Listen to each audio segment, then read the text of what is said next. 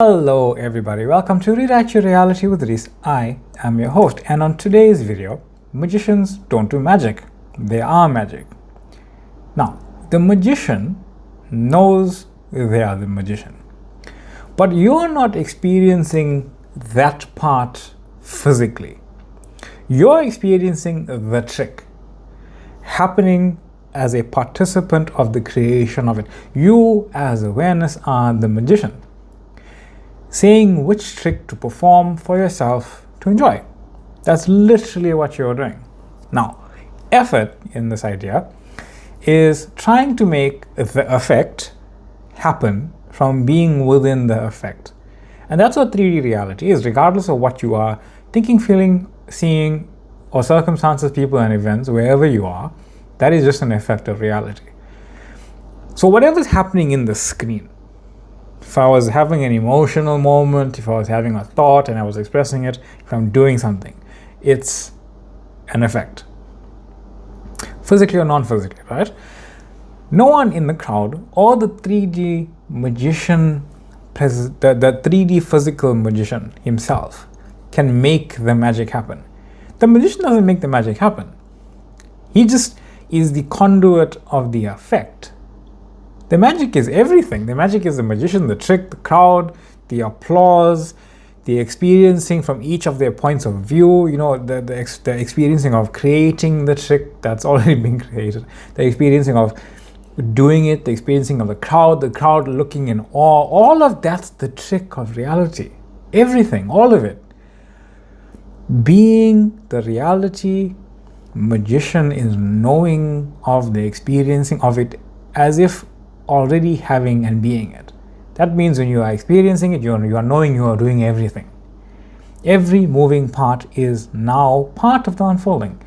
The magician, the participants, the crowds, even the rabbit in the hat, right, is all I am playing each part. So this is how it looks. We believe we are in the screen. We think we're sitting in the crowd, or maybe we're on stage, or we want to be on stage, whichever one it is, right, in the spotlight. Regardless of where you are, each one of those people in the crowd and the person is a point of consciousness experiencing itself as consciousness. None of those people is the creator within the frame. They are all experiencing themselves as the creator. Whether you are conscious or unconscious, you are experiencing yourself as the creator, as the creation. Some know, some don't know.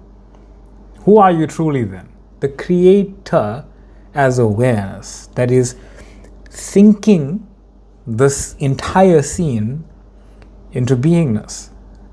Every single person there, every single thing in that frame is literally I am awareness, expressing itself as that point. Doesn't matter whether it's the light, the person on stage, the crowd, irrelevant, even his hat. All of it I am awareness. Now what happens when you are imagining? When you are imagining, you're not thinking into your head. You are choosing your point of focus. You are basically saying, okay, I know I'm awareness. Whatever I'm aware of is happening within my awareness frame. That awareness frame is not me looking out with my eyes. It is just whatever it is that's just within this non-localized awareness I have of whatever's happening. So when I just relax and just sit still for a moment, and I imagine myself and embody that identity, that's what happens. The frame stays the same, but more is experienced in and as the frame. Because always the frame is becoming from the frame is always being from I am. So I am is being the frame. And that's what happens. When you imagine something, it just takes up your awareness because your awareness becomes it. And that's your only reality. See, awareness is feeding itself. Your attention is the creator and the creation of reality. Your attention is literally you. Not your attention as a 3D thing, your attention on what you are considering and focusing on as awareness. which is usually the physical reality expressing itself with your physical self in it, but you move as awareness, always, only. Experiencing what you have created as the observer, one with it and as it, while never being less than what you are, always above it. Now, have you ever noticed that desire just pops up? You don't force it, you didn't script it, you didn't go have a whole session on what do I actually desire. You know what you desire. You know you feel this thing, even if the thing is a non-tangible feeling. You feel it. And immediately your mind goes, well, why the hell am I feeling this? Why now? Why this specific thing? And then you hear all these millions of things. No, it's not specifically that, it's this and that, blah, blah, blah. All of that is just an interpretation from another filter. If it's not your interpretation, you don't have to care. Well, I'm not giving you my interpretation. I'm giving you where to find it within yourself.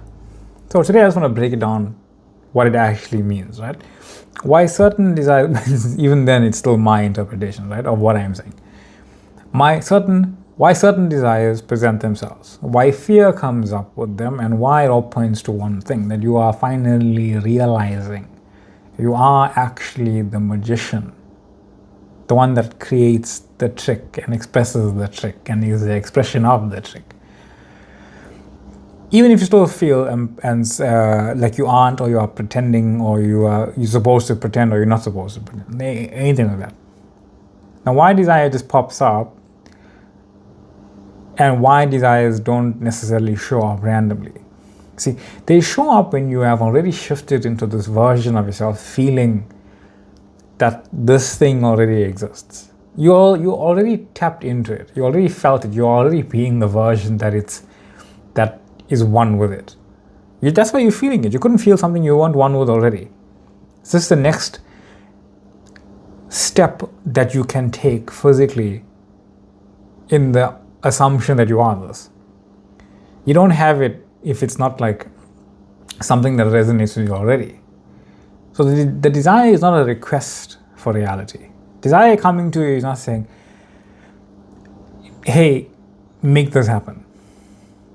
It's recognition of a viewpoint of reality. There's only one reality, but you're shifting your viewpoint of that one reality. The mind is the mind is not a separate entity. It's the combination of experiencing of you as reality. See, we have this idea that there's a mind, and then there's reality, and then the higher mind and all that. The mind is not anything. The mind is just everything coming together in one point for you to experience it. Otherwise, you couldn't experience reality. All the thoughts, all the feelings, all the events, all the vision, all the hearing, all the smell, all the touch, all the taste come into one singular point, and that experiencing of the point is what we call the mind. Your experiencing of it named itself. But it's not a thing. It's not a tangible thing. It's just a continuous expression of whatever you are feeling and thinking in the moment. Non-localized. We think it's the brain, but the brain is a manifestation of it. The brain is a manifestation of that point where all of you is coming together. The brain is literally a manifestation of all of you that's coming together, experiencing what's coming together. Why do you think you have all of these senses across your body, and yet they're all felt in the same place? You don't feel stuff here. You don't smell stuff here. You don't see stuff there. You don't hear stuff there. It's all frequency and translation and electrical energy that's going to the brain, where you are projecting it wherever you felt it, analyzing it and then projecting it. But what's really happening? It's awareness shifting itself for the experiencing of it, recreating it all the time. The story that it's there is this whole electrical up and down, right? It's all great, it's all wonderful. It still comes from I am first. People always think, why am I thinking about this person all day long? Are they thinking about me? There's a job. Why am I thinking about the job all day long? Is the job thinking about me? That doesn't make sense. this life, this version of myself? Is that version of myself thinking about me, the one that's dancing around and doing whatever it is I want to be doing? But that kind of does make sense. But the deeper truth is this: your mind doesn't create desire. It is the experiencing of those thoughts and feelings and those other realities that you are experiencing here and now physically. The desire basically reveals whatever state you are in. Desire is just nothing more than an alternate experience that you are currently having as well. Sometimes you feel fear. Fear can be a desire, because desire is ultimately just another frame of reality that you can experience. We typically think fear and things that are unwanted prevent something, but that's not real. That's not true.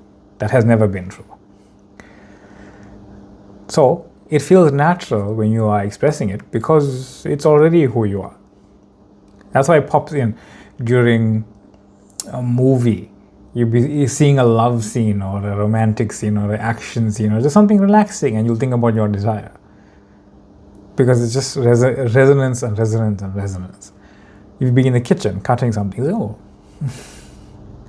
When you're not trying to think about it, it effortlessly comes to you, your choice.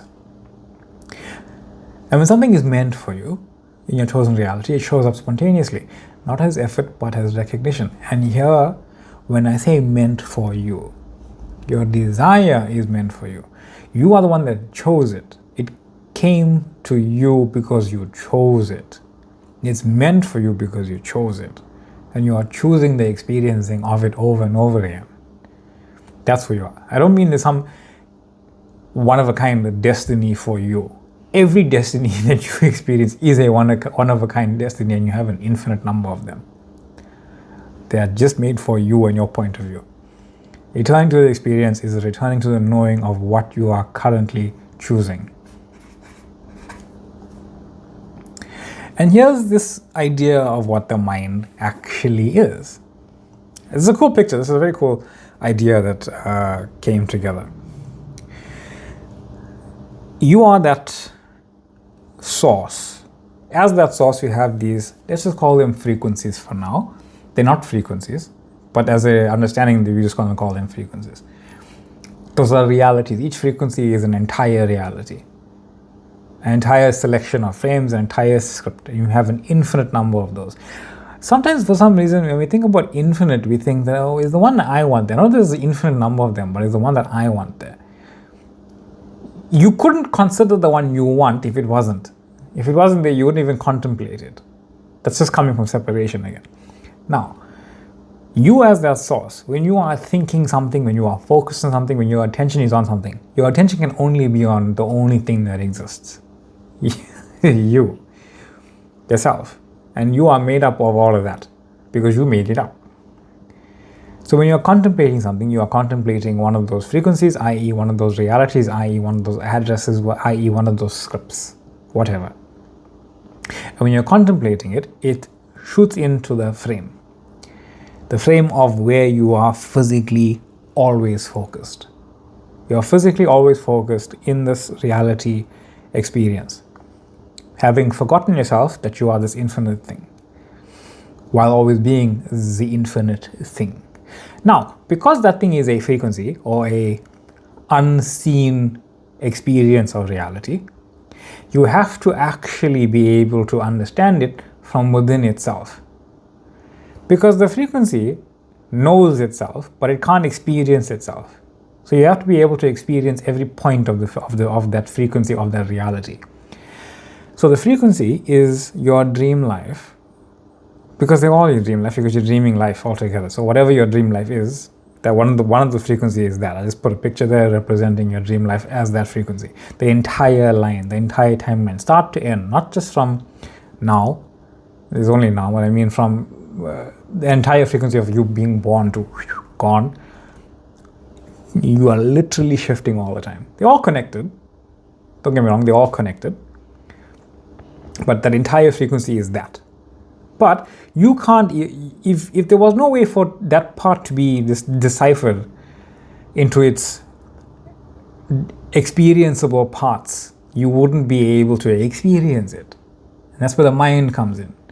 The mind is just whatever's happening in that frame for your physical point of view to actually experience the frame. That's all. That's literally what the mind is. The mind is everything happening in that screen, physically focused. That's all. The thoughts, the feelings, the senses, the joys and ups and downs, the loud shouting and the loving words, all of this happening in the frame. It's not actually happening out anywhere else. It's just how you experience that point of reality. That's what the mind is. The divine mind is everything, all the frequencies, all of that at once. That's literally what's going on. So when you are shifting your viewpoint, your focus, you're just shifting another point of view, another frequency, outputting that into the screen, and your physical self, who is in the screen, who is experiencing it, experiences it via those senses, with all of those things happening, and we call that the mind. That's it. So, why then does fear show up? And this is a big insight that I had last night. The fear doesn't come because the desire is wrong or unrealistic, or that you are feeling that you are stuck. The fear comes up because the old, previous, nothing can be old, nothing can be new, only your newness of awareness of what you previously were not aware of. But it all exists together. The previous identity is, I say, dying, no longer prevalent because you became more aware of it. You became more aware of who you are, so you can no longer be that person. So effectively that version of you died, and showing you that you shifted your point of view. That's why you feel that fear. You feel that doubt. You feel that sting. Fear is not a sign you are off track. It's reality rearranging itself for you, and part of that way is how you experience what you're experiencing the who you accept yourself as. You wouldn't feel fearful of the previous version of you. You would feel it normal. You would just be normally experiencing it. You have these daydreams about this grandiose life. But ultimately, when you feel them as these daydreams, you don't really care about whether or not you experience it. You say, oh, that's nice. When that fear hits you, it doesn't have to, the same way it does, if it does. It's actually an indication that this is actually meaningful to me, that I've made a choice and I'm actually feeling the fear of not experiencing my choice because I've actually made one. This is why so many spiritual texts talk about fear, because when you or your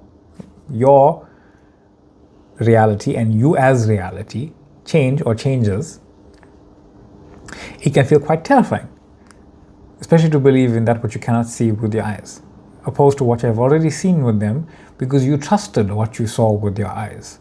You trusted what you saw with your three-dimensional eyes, but they only exist here as an experiencing of reality. They don't exist anywhere else. Literally the set of eyes that you have that are looking at this specific now moment don't exist outside of this specific now moment. The magician knows they are the magician. I said this at the beginning, but you are not experiencing that part physically. You're experiencing the trick happening as the participant. You are awareness. You are the magician saying which trick to perform for yourself to enjoy.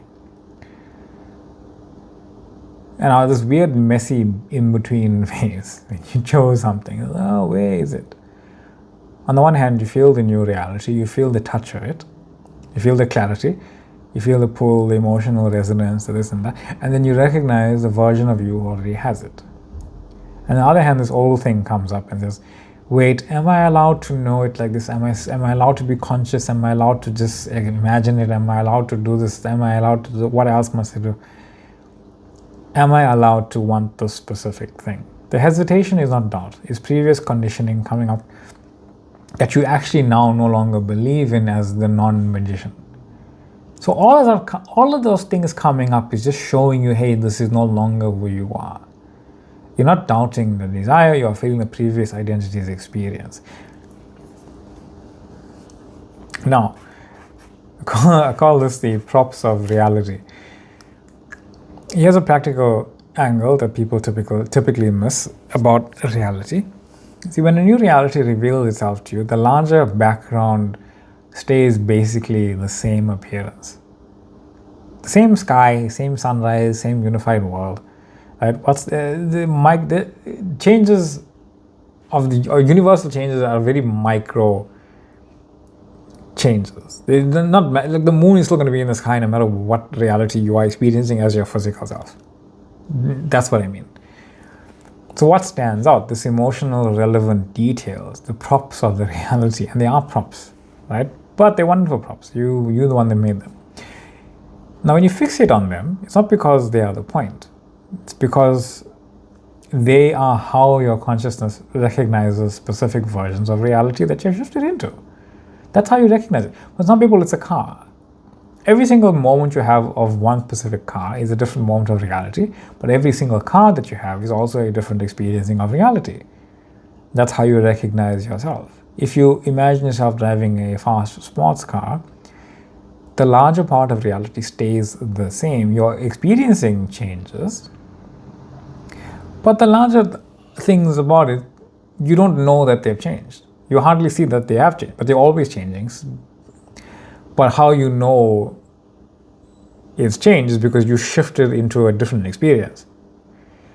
So for some people, it's a type of work, career. Some it's a relationship dynamic. For others, it's a lifestyle environment. Like your specific person, the one that you know that you want to experience reality with is the one that you know and want to experience reality with. Now, when I say know, it's in your awareness. In your awareness, you already know this person back to front. They know you back to front. There's a reality that in that reality, you want to know that one. But you want to know that one because it's the one that you want to know as reality, not just as the physical form. As reality, you want to know the version of you and the version of them that are together because it's what's lighting you up. You don't want to know or care about the one where you don't know each other. Why would you? The props are not actually the point, but they are like this identifying tag in reality. Just like how you find videos, you put tags and you just search things. And they are like, this is how you know which reality you're tuning into. Like these props are the ones that I want to play with, knowing that the entire universe is actually changed into this one. When there's a wave on the ocean, it's the whole wave doing it, the whole ocean doing it. The props are simply part of the package of the version you have stepped into. And there's this loop trap here. I'm trying not to make it about the thing because I want the thing. So now I'm making it about the thing. That idea of, stop making it about your specific person. Make it general. Go non-specific or whatever it is. It doesn't matter. You are awareness. Whatever you want to be aware of it. But be aware of it in the way that is actually conducive to you experiencing it. So experience it fully. That's what I mean. Go to your end and experience it fully. Because that's actually what you want. Feel it completely. When you are in that state where something is yours, you don't have to avoid thinking about it or force yourself to think about it. Some people want to be like, how many times must I think about my desire in one day? I do remember someone posted a message saying I imagined it or I affirmed it 7,000 times a day. I was like, that's quite a few hours. Anyway, you just let the natural amount of awareness occur. You've made your choice. You don't think about eating all day. If it you might. If it shows up, it shows up. If it doesn't, it doesn't. I don't mean the physical form. I mean the awareness, continuous thoughts about your desire. Sometimes it just literally pops up and sometimes it doesn't. But you know what your choice is. Trying not to think about desire to prove you are detached is still resistance. The real state is neutral. I know what reality I'm in. I know the details show up because they belong to that reality. That's why I feel it. And this is that idea that things largely look the same. And they do. You change realities all the time, but the sun still rises in the way that it does. The cars are still on the road. But those micro things that are your physical experiencing of reality. Even though you can see 4 different suns there, those are 4 different aspects of reality, 4 different points of view of reality, 4 different experiences of reality, 4 different suns. Each one is something that you can tap into and experience. You have your current experience. You have an experience of a sports car. You have an experience with your specific person. You have the experience of I am in Barbados, as that one was representation of it. representative of, there we go. Yeah, but basically you shift and you don't even know it, you're shifting all of that. And now, the point of actually imagining something is to get to know it, because that's how reality knows itself, through these experiences, through a physical viewpoint that you want to physically experience as that viewpoint. So when you have a specific person or a situation or something, you're not actually trying to get that person, you aren't trying to get that situation. You and that person, you and that career situation, whatever it is, it's a reality. That's the way Source becomes more aware of itself, by knowing from a physical viewpoint you want to experience this, and also knowing that from the physical viewpoint you are the reality of the entire thing experiencing it.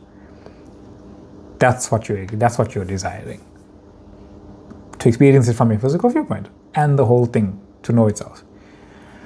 You are getting to know the version of reality where those things are normal to you, because they're already normal to you. They're already normal for your awareness, because you are the entire reality, knowing it from your specific point of view. It's not about learning how to manifest it.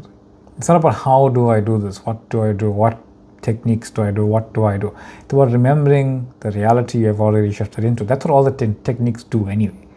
They're putting your awareness on the experiencing of your desired reality, desired experience. Your desire is not a goal. It's a memory resurfacing from your own awareness. You are not imagining a new reality. Nothing is new, all of it's now. You are remembering a version that you desire to experience.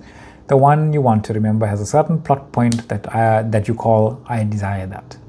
The plot point of I am dating that person. The plot point I'm driving that car. The plot point of I had that career. The plot point I'm on this holiday. It looks the same largely, but your experiencing is completely, absolutely different. Therefore, the entire reality must be absolutely and utterly different. So yes, desire pops up naturally. Your experiencing of desire is natural. And yeah, fear shows up for various reasons, and I can probably go on and list quite a few, but they don't matter. You have already shifted, otherwise you wouldn't feel it. It's like sitting in a new chair. You know it's uncomfortable because you're used to the old chair. The fact that it's uncomfortable means you are the new version sitting in the new chair, experiencing the momentary old previous version of yourself, experiencing the new chair simultaneously as part of this messy middle shift. Think about it yourself. Think about every single time you've bought new shoes and they were uncomfortable, but you know it's because the old ones were worn. This uncomfortable feeling is literally you shifting. And the props appear because they're part of the version of the world you are tuning into. This moment, the only one that exists, is when your reality actually begins to shift, right here and right now. Not later, there's no later. When the desire showed up because it's already yours and you are saying, yes, I am. And the fear showed up because that old version of you, is no longer who you are. And it's showing you that you have shifted. And you're finally stepping into the identity that matches the reality you've been experiencing and seeing and feeling and desiring. That's who you are. I am your host, Reese. This is Real Reality with Reese. Thank you all for being here. Much love, much light. Thank you for the wonderful comments in the past few videos. A lot of questions, a lot of comments, a lot of asking how, and a lot of people saying thank you, so wonderful things. Thank you for all of them. Much love, much light. Thank you for liking, thank you for following, thank you for subscribing, thank you for commenting, thank you for sharing, thank you for being here, thank you for joining the TikTok page, thank you for joining the Instagram page, thank you for joining the Facebook page, thank you for the emails, and much love, much light, and I will see you all in the next one.